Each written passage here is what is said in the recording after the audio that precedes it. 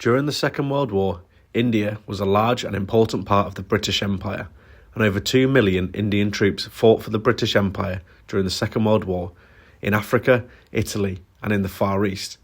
But did you know that the German army also had Indian troops fighting for them in the Free Indian Legion? During the Second World War, there was an active independence movement in India.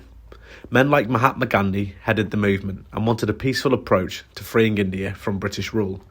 But one of its former leaders was Subhas Chandra Bose, and he advocated a more aggressive style movement. And as war broke out in Europe, he saw the perfect opportunity to free India. He escaped house arrest in January 1941 and made his way to Europe via Afghanistan and the Soviet Union before eventually finding his way to Berlin. When in Berlin, he met with both Hitler and Himmler. And while in Berlin, he discussed and persuaded the Germans to enlist Indian troops into their army by using Indian POWs who'd been captured fighting for the British in North Africa.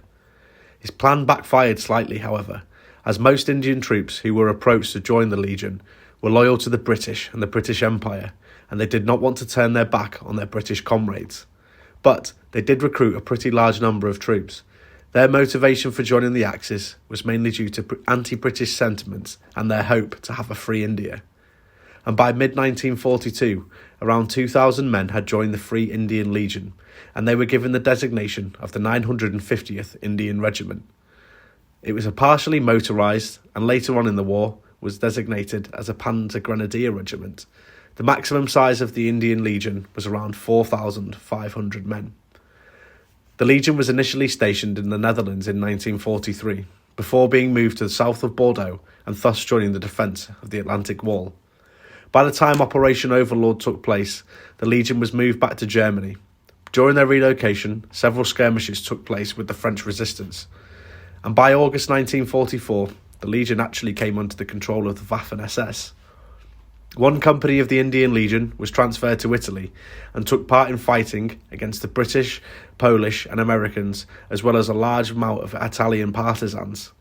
But by April 1945, the Legion was finished, and they were captured by the Allies, with most of them being handed over to the British, where they were eventually shipped back to India to face trial and charges of treason.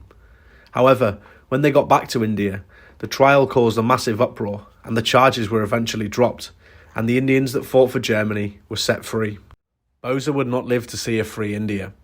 He died of his wounds sustained after a plane crash in Taiwan in August 1945. Well, that concludes today's episode. If you enjoyed it, please hit like and subscribe, as it really does help the channel. I want to wish you all a happy new year, and I hope you all have a successful one, whatever you have planned. Thank you all for subscribing, liking, supporting the channel. We'll see you on the next one. Cheery, bye.